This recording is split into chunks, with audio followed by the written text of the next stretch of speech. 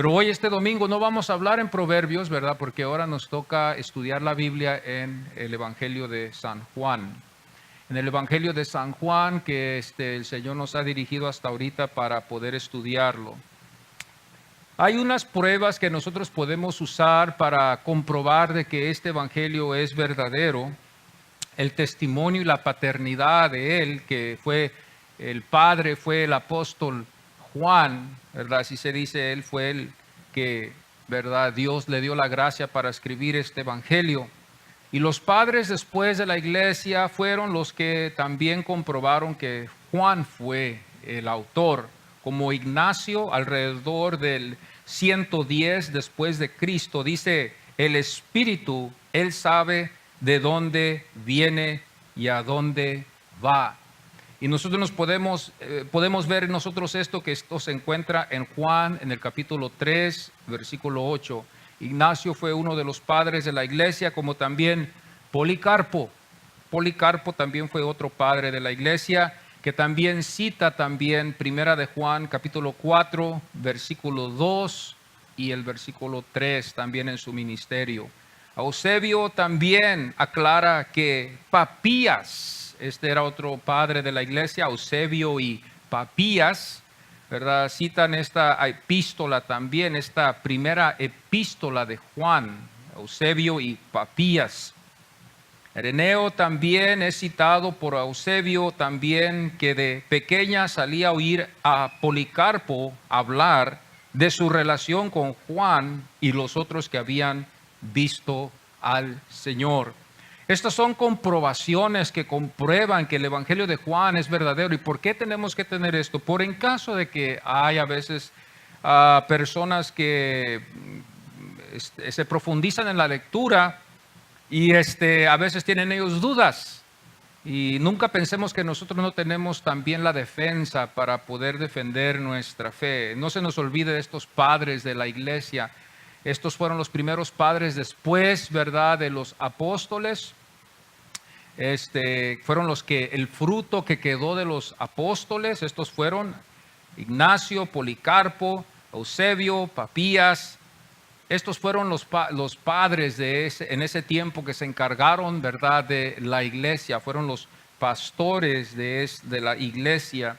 Como vemos también algunos que no fueron padres de la iglesia, historiadores también, como Tácito, él también, ¿verdad?, da testimonio de que Juan fue también el autor del Evangelio, como Teófilo también, otro también, después en el año 180 también nos damos cuenta que también da testimonio de que este es el Evangelio de Juan. Así nosotros podemos tener mucha confianza de que estos son los escritos de él. ¿Por qué? Porque a veces en la tele hallamos algunos teólogos liberales que hablan en contra del Evangelio, de las obras que Jesús hizo, y nos confundimos porque como ellos están muy profundos en la lectura, nos dejan con duda para que nosotros dudemos de que quizás haya sido cierto. Antes de ir al Evangelio de Juan, vamos a acordarnos que el autor es Juan, hermanos, el apóstol Juan. Y que este evangelio no es sinóptico, pero sí es considerado como uno de los 4 evangelios, como Mateo, Marcos y Lucas. Fue diferente y en solo 2 acontecimientos fue igual y en acuerdo, como en la alimentación de los 5,000 y la andadura sobre la agua. Juan menciona 2 Pascuas que están en este evangelio, pero no en los otros, que lo hallamos nosotros, hermanos, en el capítulo 2, versículo 23. Esa es una de las Pascuas. Y luego después vemos otra Pascua que fue en el capítulo 6, versículo 4.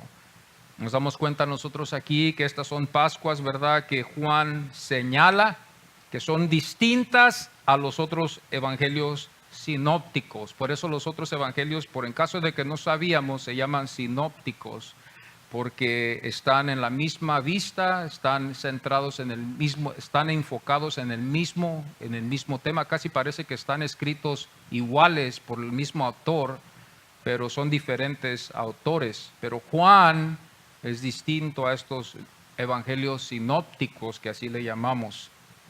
Juan en vez añade una cantidad considerable acerca del ministerio en Jerusalén, en el año de la oposición, en los meses que quedaban.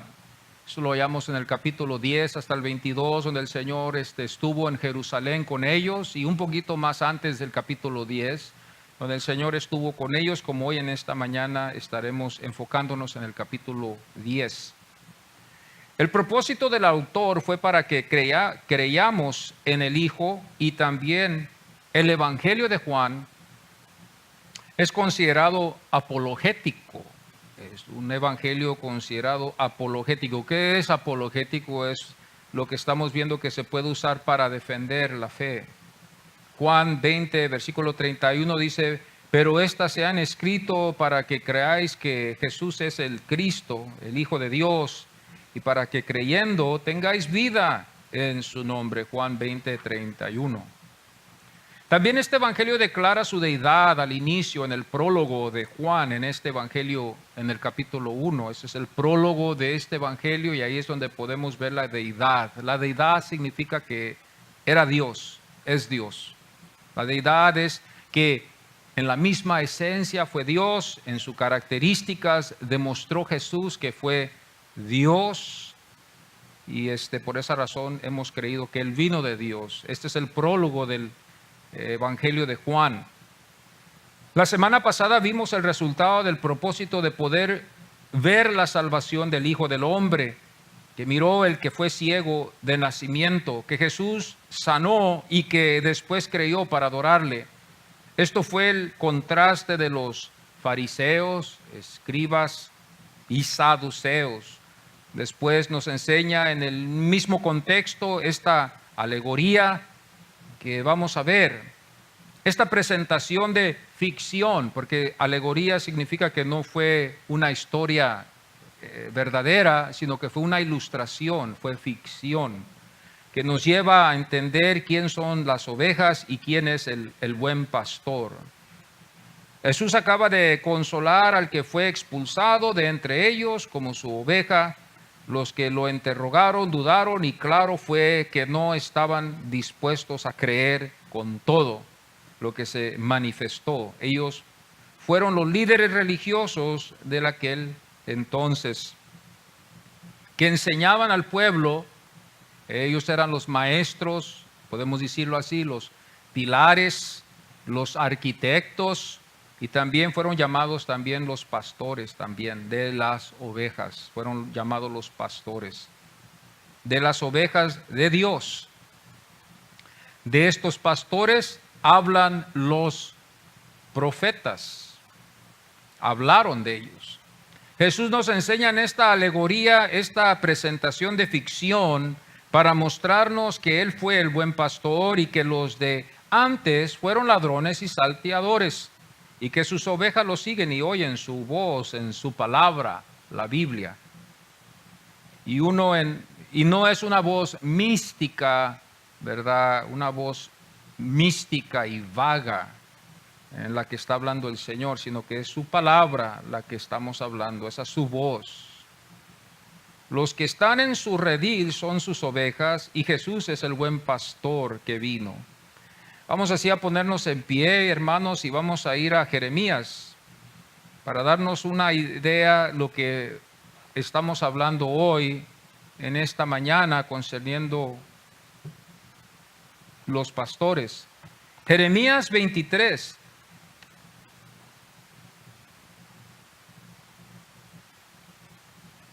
Capítulo 23.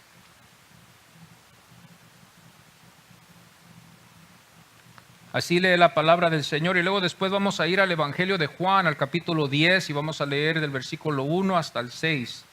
Pero Jeremías, mire lo que dice: hay de los pastores que destruyen y dispersan las ovejas de mi rebaño, dice Jehová.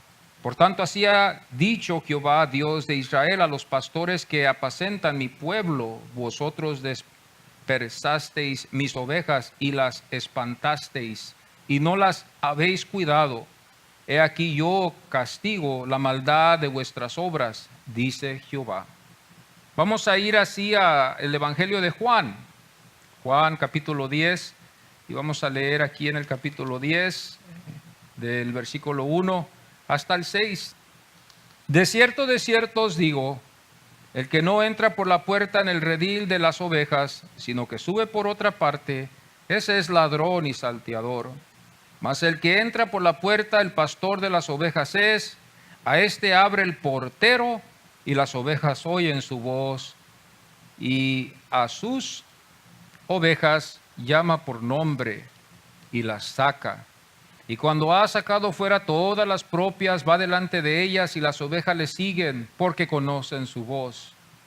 Mas al extraño no seguirán, sino oirán de él, porque no conocen la voz de los extraños. Esta alegoría les dijo Jesús, pero ellos no entendieron qué era lo que les decía. Amén. Pueden tomar sus asientos, hermanos.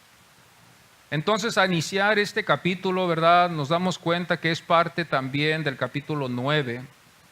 Hoy en esta mañana nos vamos a fijar bien qué dijeron ellos y qué dijo Jesús. Y vamos a ver que esto inicia desde el capítulo 7, si lo podemos decir así, desde el capítulo 7, no podemos ir un poquito más, pero quiero empezar nomás en el capítulo 7, podemos ir al capítulo 6 y podemos ir también al capítulo 2 también para iniciarlo, pero yo quise empezar en el capítulo 7 y 11, el versículo 11. Y dice la Biblia, hermanos, que ellos le buscaban, los judíos le buscaban en la fiesta y decían, ¿dónde está aquel? Este es el contexto al que queremos ir para que podamos entender lo que Jesús quiso decir y lo que ellos no pudieron entender. El Señor claramente estaba hablándoles a ellos, pero ellos no podían entenderlo, porque así dice las Escrituras, que ellos no pudieron entender lo que el Señor les quiso decir a ellos. Nosotros nos hemos enfocado mucho en la ternura del buen pastor, pero el Señor también tiene un mensaje para los que no están en el redil.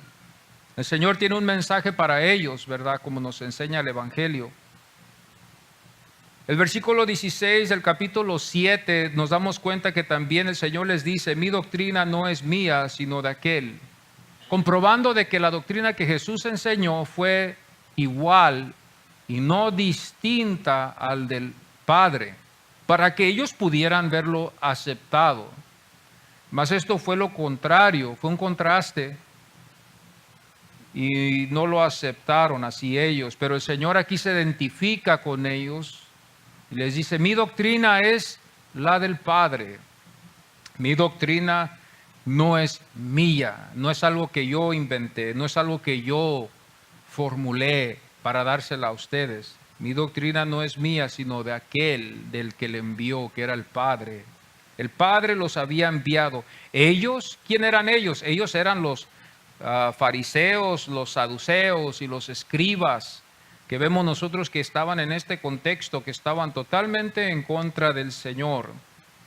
En el capítulo 8 nos damos cuenta también que en el Evangelio de Juan, en el capítulo 8, versículo 13, cuando usted va de ahí va a darse cuenta que dice, entonces los fariseos le dijeron, tú das testimonio acerca de ti mismo y tu testimonio no es verdadero.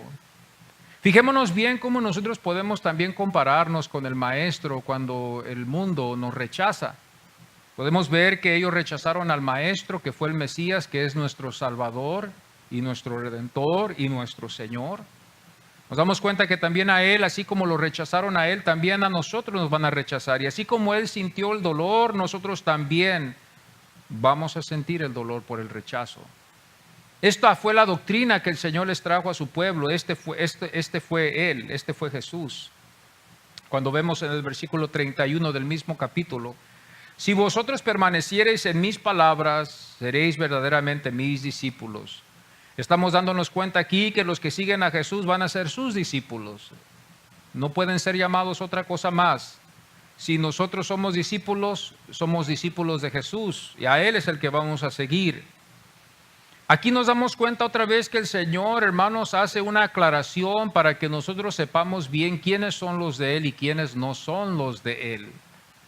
Y podemos ver nosotros aquí que Él aquí aclara algo que dice los que son verdaderamente mis discípulos son los que van a permanecer obedeciendo y oyendo mi palabra. Y los que no son o los que no fueron, no permanecerán en mi palabra, ni la podrán ellos escuchar. Aquí nosotros sabemos bien, amados, no podemos nosotros ver otra cosa más. Las flores hay verdaderas como hay artificiales, ¿verdad? Hay artificiales a veces en algunos lugares que parecen verdaderas y no son. Y hay a veces, hermanos, algunas flores que parecen mentiras, pero sí son la verdad. Así es también en esta fe, vamos a hallar lo verdadero y vamos a hallar lo superficial. Aquí es donde nosotros se nos da la oportunidad, no para correr, ni tampoco para desanimarnos por en caso de que no lo somos, sino que podamos acercarnos un poquito más al Señor si en verdad somos salvos. Si vosotros permaneciereis en mí, dice el versículo 31 del capítulo 8, en mi palabra seréis verdaderamente mis discípulos. Ellos, nos damos cuenta que en el capítulo 9, y vamos hacia adelante, en el versículo 35 dice, oyó Jesús que le habían expulsado y hallándole le dijo, este es Jesús, ¿crees tú en el Hijo de Dios? Este es Jesús, hablándole a una de sus ovejas. Esta fue una de las ovejas que el Señor nos enseña aquí. Y el grupo que no quiso creer en Él, que rechazó su ministerio, fueron los ladrones y los salteadores que la Biblia nos indica.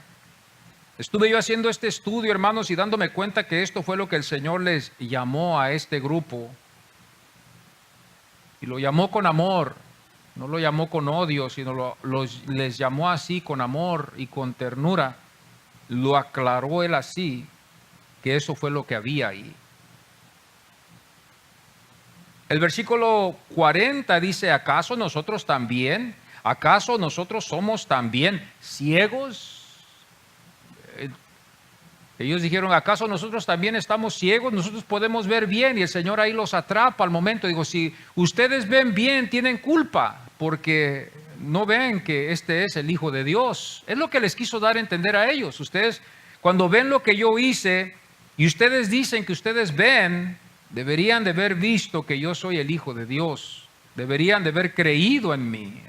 Les da a entender aquí el Señor. Dice el versículo 41, porque decís, vemos, vuestros pecados permanecéis. Es mejor ni saber esto, hermanos. Es mejor ni saber, oír el Evangelio y pensar que lo sabemos, porque podemos ser hallados faltos. Como estos hombres fueron hallados faltos, el Señor hizo obras, hizo milagros, el Señor les habló, el Señor les enseñó.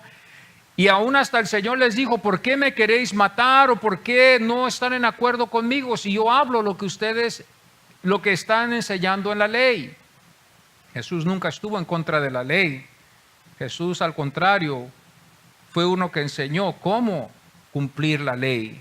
Ama a tu prójimo como a ti mismo, dijo el Señor. Es tan fácil así.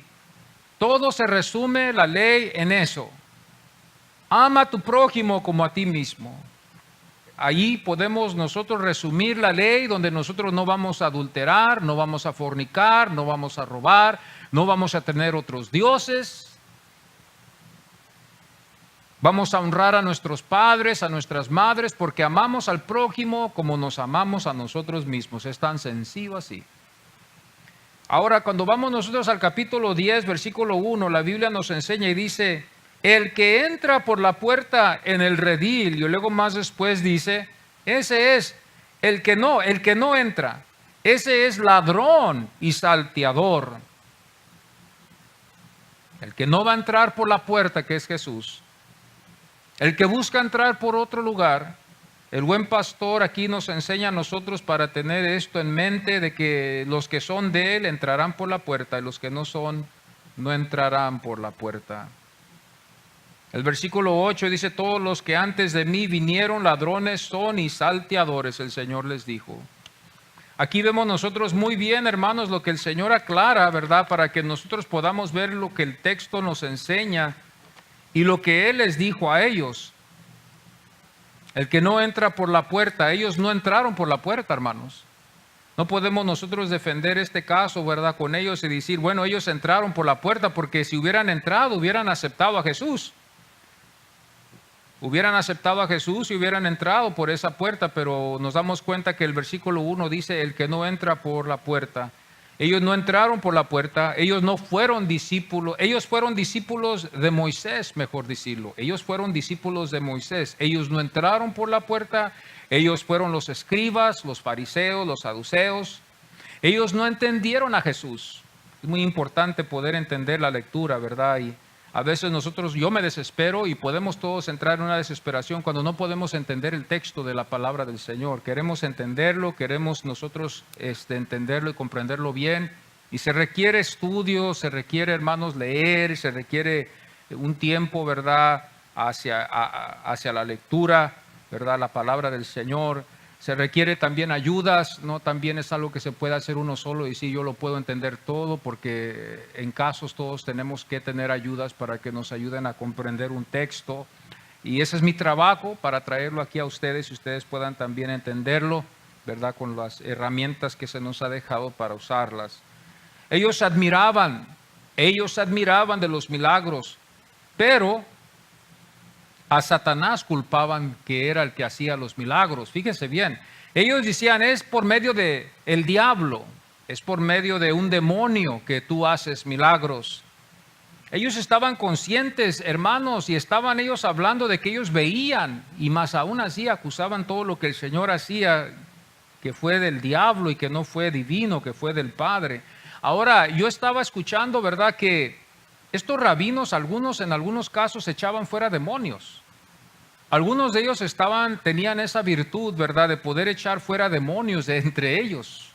Entonces, esto no fue extraño de que un rabino pudiera venir de algún lugar, de ahí de entre su pueblo, y tener esta clase de autoridad que Dios le había envistido a él para poder echar fuera un demonio. Esto era conocido entre ellos, pero ellos no veían que lo que el Señor había hecho era divino, sino ellos en vez lo vieron como si hubiera sido del diablo. El Señor lo había hecho, y cuando nosotros vemos el prólogo, el primer capítulo del prólogo, hasta temblamos en ver lo que ellos acusaron al Señor, porque era Dios el que lo había hecho. Juan el apóstol nos enseña, ¿verdad?, en el capítulo 1, versículo 1, en el principio era el verbo y el verbo era con Dios y el verbo era Dios. Y la acusación que ellos usaban de decir que esas eran obras del diablo y que él estaba fuera de sí, fíjense hasta dónde se va estas declaraciones. Podemos ver que, hermanos, ellos estaban metiendo con Dios. Y Dios tuvo misericordia de ellos, de que no los destruyó, hermanos, por la razón de que había casos donde Dios había destruido a algunos por haber hablado mal. Mas les tuvo misericordia, y Dios es glorificado ahí porque Dios mostró su misericordia. Bueno, por eso Dios nos ha permitido, por en caso de que nosotros no queremos a veces decir, ¿por qué Dios permitió el pecado? ¿Por qué Dios permitió que se desviara al hombre? Bueno, Dios es glorificado y demuestra su amor, su misericordia y su gracia en ello. Dios es glorificado aún en el mal. Dios es glorificado aún en las dificultades de la vida. Dios es glorificado. Eso son algo que muchos no entendemos y pensamos que solamente Dios es glorificado en lo bueno, pero Dios también es glorificado en lo malo, en el pecado. Dios es glorificado en todo ello. Porque Dios, ¿qué? Demuestra misericordia al pecador. Dios demuestra su amor al pecador que no es suyo. Dios demuestra su poder. Escuché una vez un predicador decir que toda la creación grita a voz alta de que hay un Dios, mas el hombre, hermano, resiste en creerlo. Resiste en creerlo, como decir, ¿verdad?, que no hay luz ahorita. Decir, no lo creo, aunque el sol está a plena luz y está despidiendo el pleno calor. Así es el que no quiere creer en el Señor. La naturaleza, los árboles, las plantas, toda su creación da testimonio de que hay un Dios y que hay una creación, pero no es suficiente para la salvación. Solamente es algo que nos aclara que hay un Dios, para encaminarnos a creer que hay Dios. Y después podemos ser salvos escuchando el Evangelio de Jesucristo, donde nosotros podemos ver que no es por el amor tanto que podamos decir, pero sino en el estado en que nos hallamos, que nos lleva a ver la necesidad de buscar a Dios, porque somos pecadores y porque estamos destituidos de su gloria. Todo hombre que ha nacido en la tierra, todo hombre que viene a nacer en la tierra, todo hombre nace así. Sea o no sea de familia cristiana, está destituido de la gloria de Dios porque Dios es santo. Y Dios requiere santidad. Y nadie puede acercarse a la presencia de Dios si no es por medio de la sangre de ese Cordero que es Jesucristo. Dios es santo y Dios nos va a juzgar. Dios nos va a juzgar a todos conforme a lo que Él es. Entonces el que no está en Cristo, vamos a quedar como chicharrones, porque Él va a requerir que usted sea igual que Él. Ahora, nosotros a veces tenemos días buenos como podemos tener días malos. Esa es la imperfección. Dios quiere que usted sea perfecto todos los días y que usted cumpla con la ley como Él la puede cumplir. ¿Usted lo puede hacer? ¿Usted puede cumplir con la ley como Dios la cumple? ¿Usted puede ser perfecto como Dios lo puede hacer? No, no lo podemos. Nadie lo puede hacer. Por eso vino Cristo. Cristo, por medio de Él somos salvos. Esa es la fe que nosotros creemos, que hay un poder redentor en la sangre de Cristo Jesús. No podemos cumplir con la ley, no podemos cumplir con las normas que Dios nos ha dejado, entonces nosotros nos refugiamos bajo el amparo de Jesucristo. Todo cristiano solamente se basa en solo Jesús, que nosotros nos basamos solamente en su salvación. Estos eran uno de los 5 puntos que nosotros podemos ver también, que es parte de la doctrina. Solo Jesús, solo las Escrituras, solo por la fe, y la gloria es para Dios. Esto es algo muy importante que nosotros deberíamos también saber y vamos a aprender. Bendito sea Dios. Ellos se admiraban de los milagros, pero ellos culpaban que era Satanás el que los hacía. El Señor les dice en el mismo versículo 1 también: por la puerta en Él, por la puerta en el redil. La puerta fue el buen pastor, amados. Hay una puerta para poder entrar al redil y la puerta es el buen pastor. La puerta fue para la seguridad de las ovejas. Así no nomás cualquiera puede entrar al redil. El que entra, entra por la puerta de Jesús. Hay una seguridad, hay una paz, que nosotros podemos ser parte de este redil. Hay una orden, la puerta es la orden y nadie puede entrar si no es por esa puerta.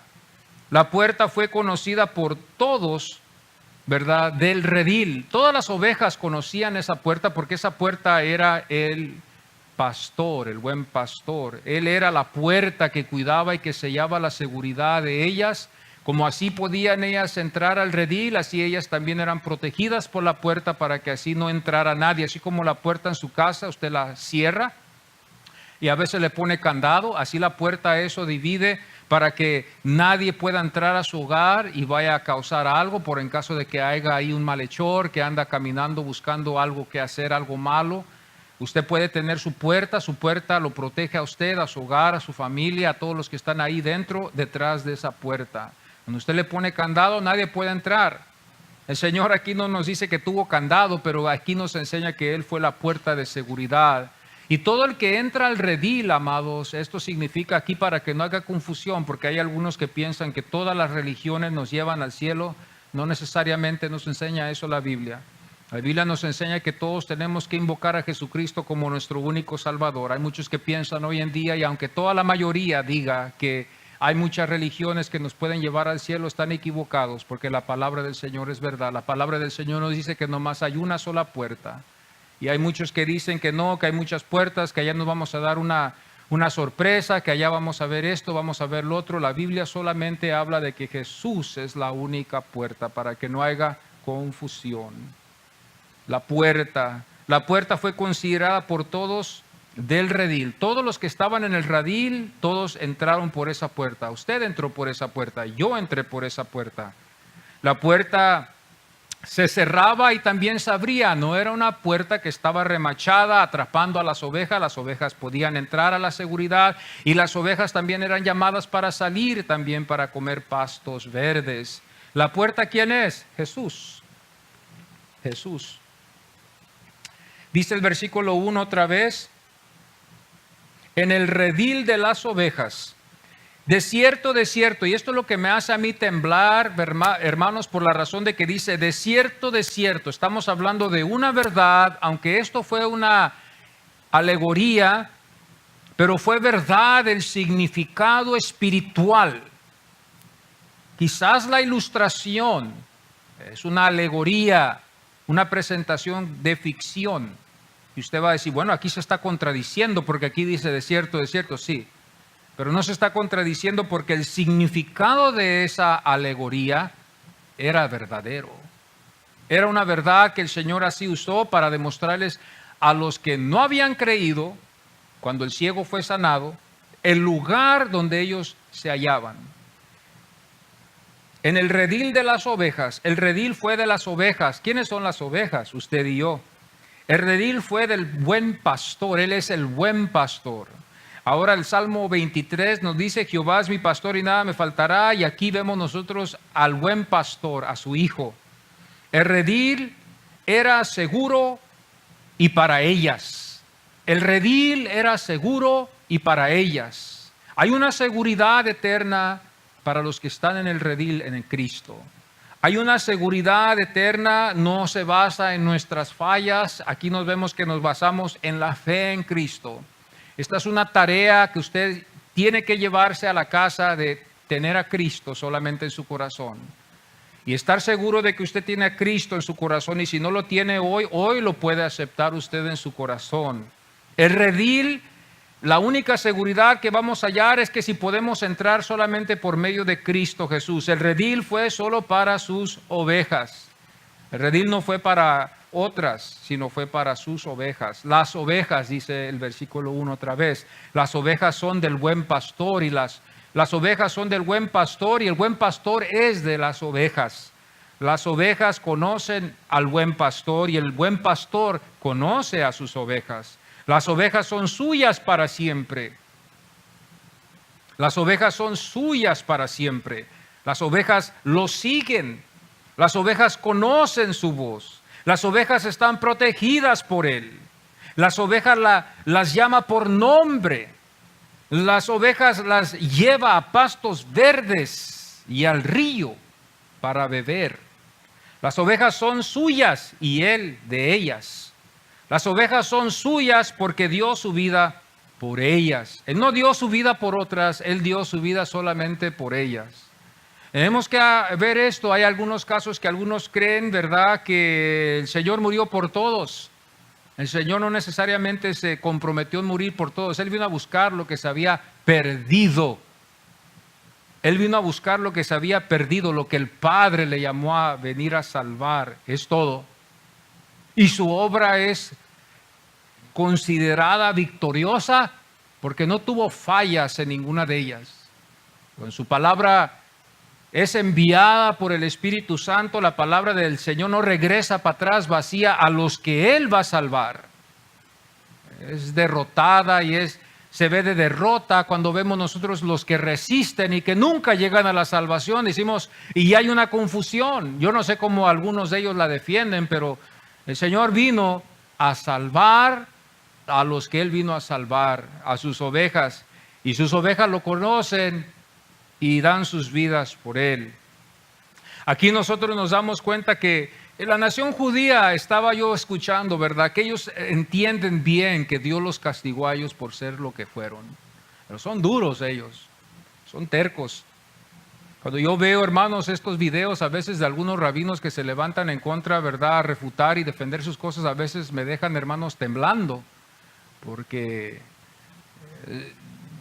sus aclaraciones de ellos están profundas y claro, ellos, ¿verdad?, son considerados el pueblo de Dios por carne. Entonces cuando nosotros nos damos cuenta de esto, hermanos, nos hace temblar y decir, ¿dónde estamos nosotros, la iglesia entonces? Si Jesús no es el Mesías. Si ellos no lo consideran a Él el Mesías por la razón de que supuestamente para ellos, Él fracasó. Cuando Él dijo, Padre, perdónalos porque no saben lo que hacen. Y cuando gritó y exclamó en la cruz y dijo, Padre, ¿por qué me has abandonado? Para ellos esa es una declaración de derrota, que no cumplió como debería de haber cumplido Él como el Mesías. Pero nosotros no nos fijamos bien, ¿verdad? Y tenemos que estudiar esto bien para poder entenderlo, ¿verdad? Que si no es Jesús, el Mesías, no hay Mesías. Él es el único que pudo venir y llenar todo el cuadro. Donde nació, a donde fue, como predicó, del linaje que él vino, por carne y por espíritu. Por carne era del linaje de David, la promesa venía para David. De espíritu era de Dios, porque al tercer día resucitó de entre los muertos y ascendió al cielo, dice, después de 40 días de haber estado con los discípulos, ascendió al cielo. Dice la Biblia que da testimonio de que hubo como 500 testigos, que no los nombró a todos, pero que hubo, al lado de los 11 que habían quedado de sus 11 discípulos, que dieron testimonio de que él ascendió al cielo y que les prometió que iba a regresar para atrás. Vemos nosotros después que en el día del Pentecostés se cumplió la promesa que ellos, hermanos, esperaban del Espíritu Santo, para comprobar que ya el Espíritu Santo estaba aquí con nosotros y que está aquí con nosotros hoy, este día. El versículo 1 dice: el que no entra por la puerta, sino que sube por otra parte. Entonces vamos a ver algunos casos que algunos van a entrar al redil o van a querer ser parte del redil. No son del redil, no han entrado por la puerta que es Jesucristo, pero se dicen que son del redil, pero entran por la puerta de atrás. No entran por la puerta que deben de entrar, o entran por la ventana, o hermanos hacen un agujero en el techo y se meten por ahí. Pero no es por la puerta que es Jesucristo, que se quieren ellos identificar también que son también parte del redil del Señor. Esto lo vemos en muchas religiones. En muchas religiones quieren reclamar que ellos también van a estar en el cielo. Pero aquí nos enseña el Señor en el versículo 1, el que no entra por la puerta, sino que sube por otra parte, ese es. Por la puerta se entra, por la puerta todos los que somos. La puerta fue que entraron los seguidores de Jesús. Por la puerta se entra y por otro lado sería lo malo. El versículo 1 otra vez nos va a enseñar, hermanos, otra vez otra cosa, sino que sube por otra parte. Ese es. Hay muchos que suben por otro lugar, dicen por otro lugar. Algunos dicen se puede. No es cierto. Por otro lugar se puede, pero no somos. Si usted entra por otro lugar, por otro camino, queriendo buscar una redención, tiene que ser por medio de Jesucristo y solamente por medio de Él. No hay otra forma en que el Señor nos haya dejado su palabra. Desde el principio la iglesia, aunque la iglesia tenía mucha tarea que hacer en el principio, mucha tarea se tuvo que hacer para poder llegar a lo que hemos llegado hoy, que hemos quizás en algunos casos despreciado. La iglesia sabía y estaba segura que Jesucristo era el camino, la verdad y la vida. Era el camino, la verdad y la vida. La Biblia no nos enseña además de otras cosas. La Biblia, estos 66 libros de la Biblia no nos enseñan otras cosas. Aunque hubo otros evangelios, la iglesia la consideró que estos eran los 66 libros que eran inspirados por el Espíritu Santo, que nosotros hoy tenemos también, que fueron inspirados por el Espíritu Santo por la razón de que nos enseña toda la vida de Cristo. Desde Génesis 3:15 hasta Apocalipsis nos podemos fijar bien nosotros que la Biblia da testimonio de Cristo.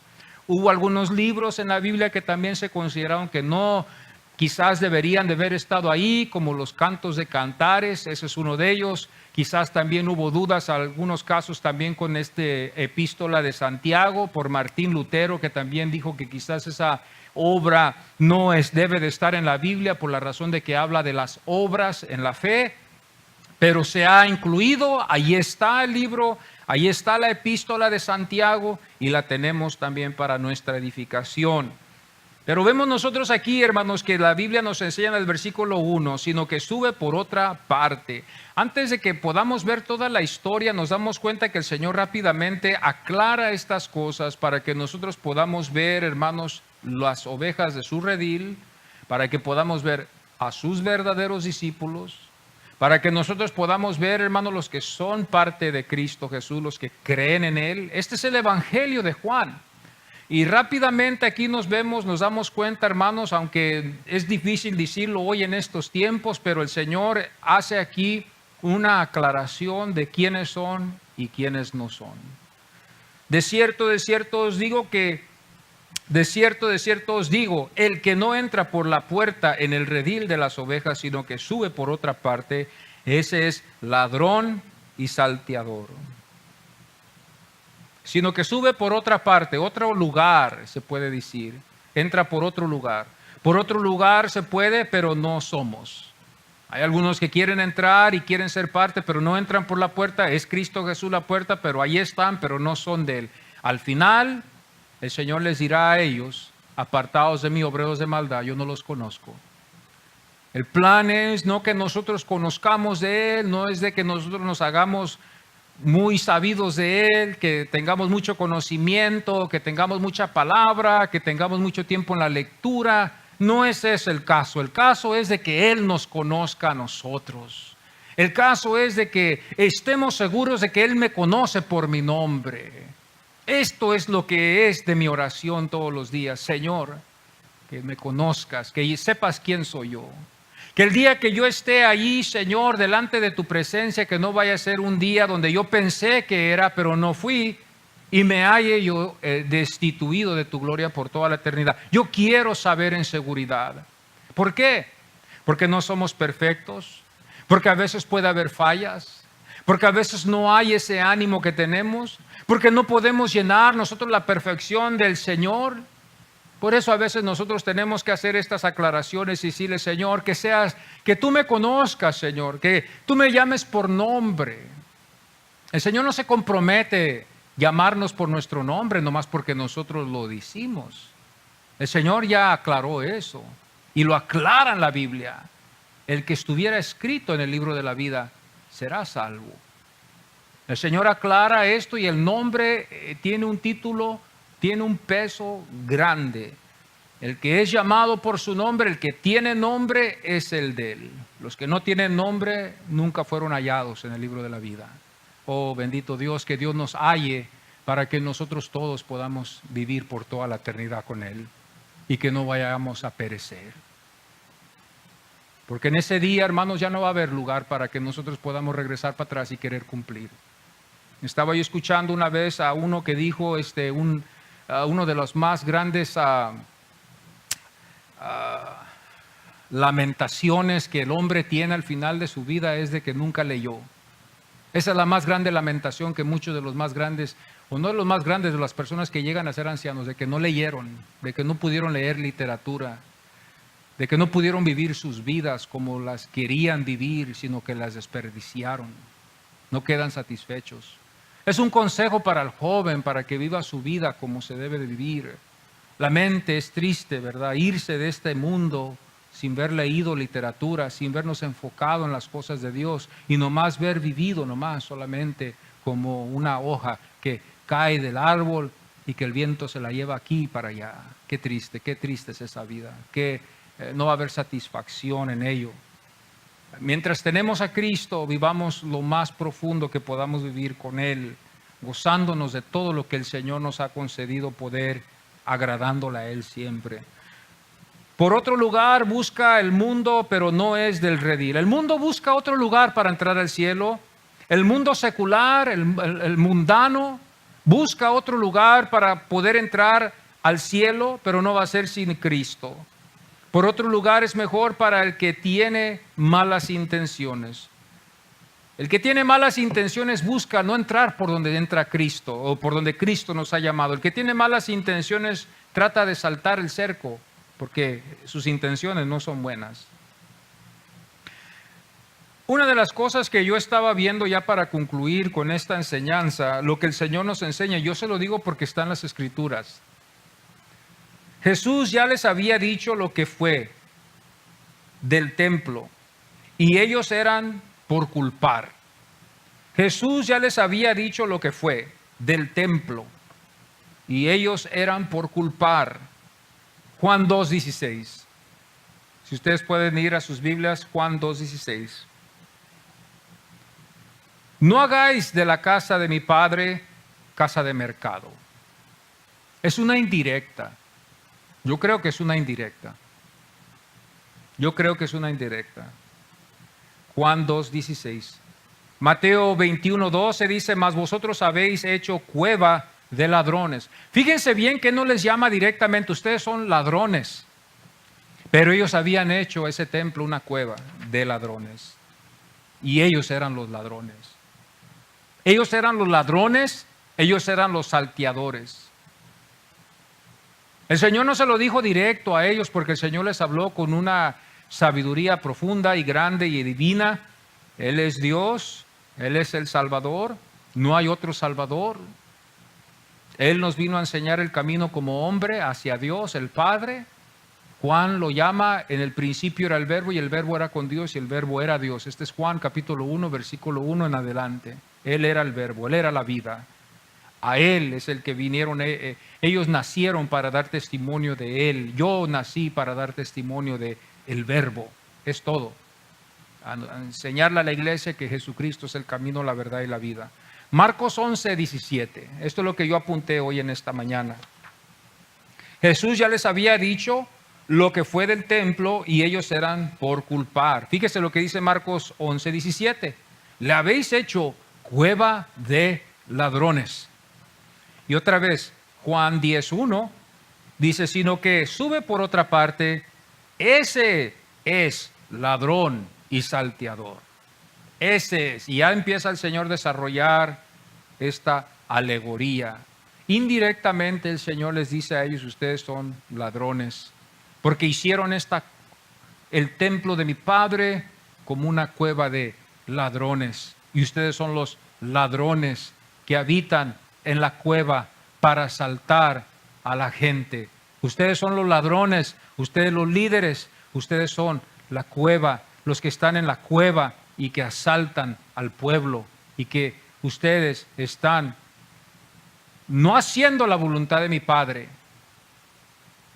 sino lo contrario. El Señor les dijo así claro.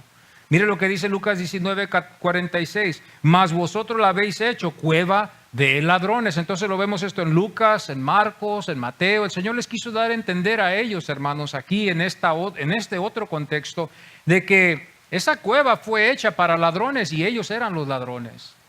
No había otros que habían podido haber sido los ladrones. Ellos eran los que estaban explotando a la gente por sus razones de ellos. Y el Señor aclaró y alusó esto. Y esto es lo que más a ellos les molestaba, porque ellos entendían de que el Señor les había dicho que ellos eran ladrones, ellos eran hipócritas, ellos eran hermanos sepulcros pintados blanco, pero dentro estaban muertos porque no tenían a Cristo, no tenían la vida eterna.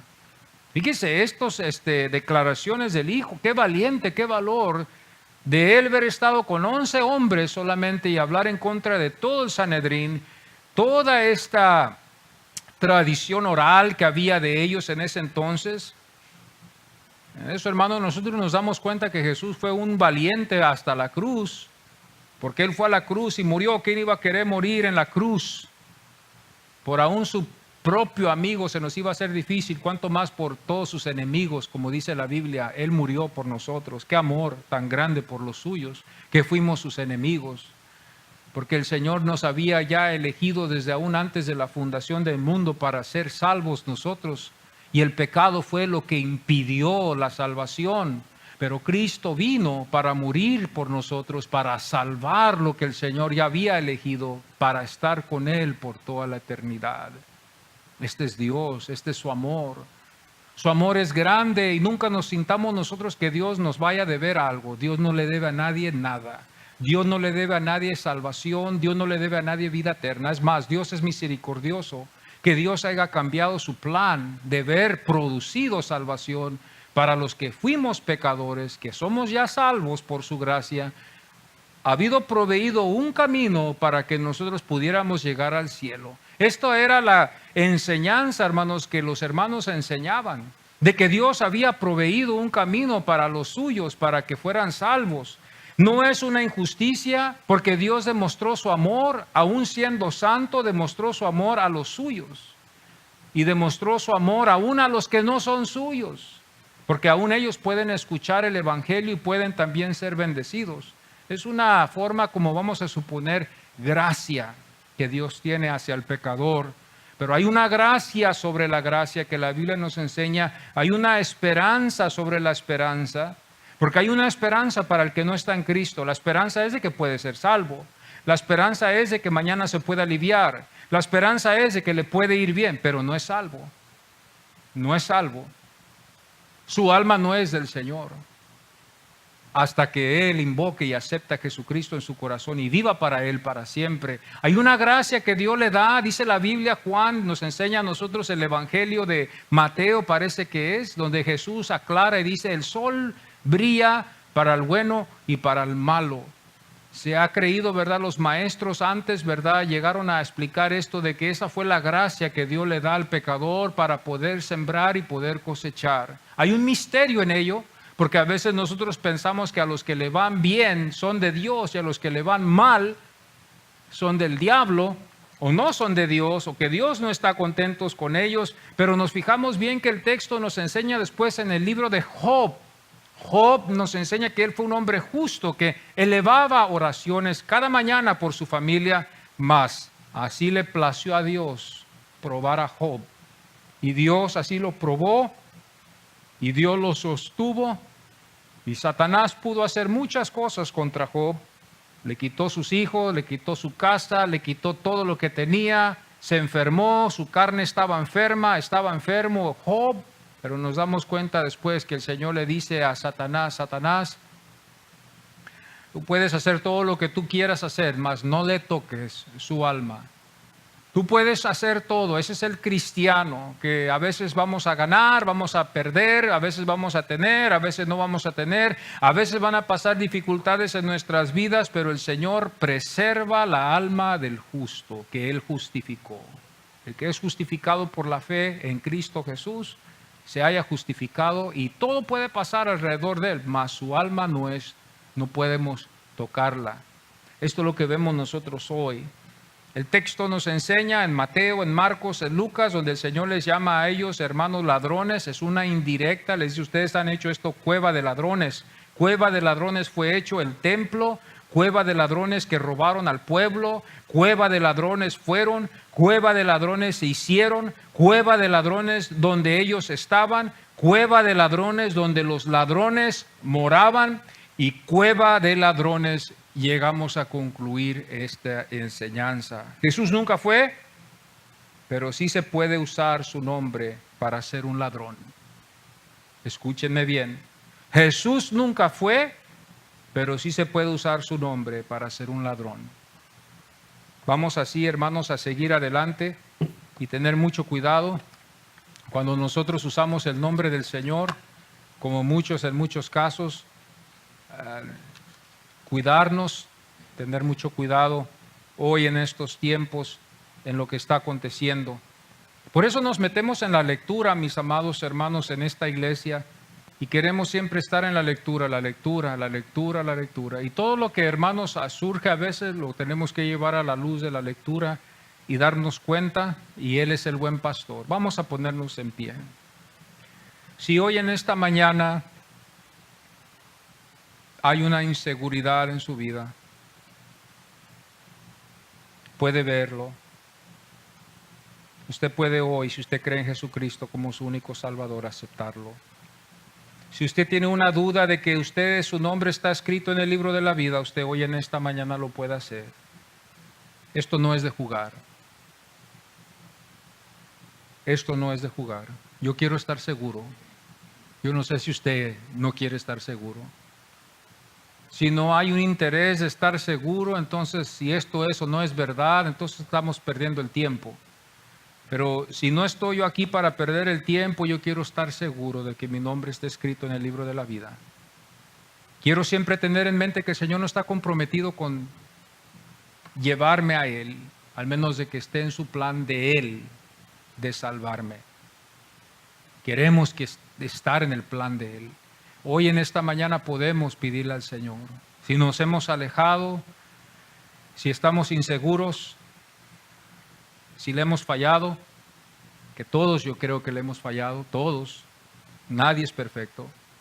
Podemos hoy en esta mañana pedirle al Señor: Señor, ayúdanos, entra en mi corazón, Señor, y que tú tengas mi nombre escrito en el libro de la vida.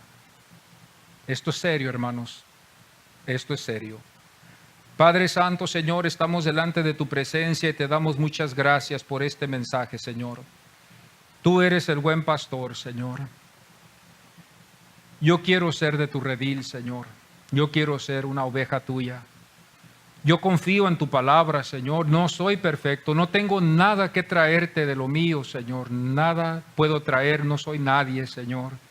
Vengo ante ti con mis manos vacías, Señor, a la cruz, confiando, Señor, que tú eres el que puedes impartir salvación a nuestras vidas. Que tú nos has dado, Señor, esta salvación. Te pido que mi nombre, Señor, esté escrito, el nombre de mis hermanos que hoy en esta mañana, Señor, estamos aquí. Que nuestro nombre esté escrito en el libro de la vida. Que yo sea de ese redil, Señor. Que yo pueda haber entrado por la puerta que es Jesucristo, Señor. Señor, ayúdame, Padre. Señor, te pido en este momento, Señor. Yo conozco tu nombre, pero te pido que tú conozcas el mío también. Te pido, Señor, ten misericordia de nosotros. Ten misericordia de los que no estamos aquí hoy también, Señor. Ten misericordia, Señor. No queremos que nuestras almas se pierdan, Señor. Tú eres el único camino, la verdad y la vida. Yo confío en ti, te doy mi vida y mi corazón. Y ayúdame, Señor, para vivir para ti. Ayúdame, Señor, para ser ese ejemplo, Señor, bueno. No un ejemplo malo, Señor. Perdónanos de todos nuestros pecados, Señor. Límpianos con tu sangre preciosa, Señor. Perdónanos, Señor, y ayúdanos, Padre. Gracias te doy por tu Hijo Jesucristo, Padre. Gracias te doy, Señor. Amén y amén. Amén.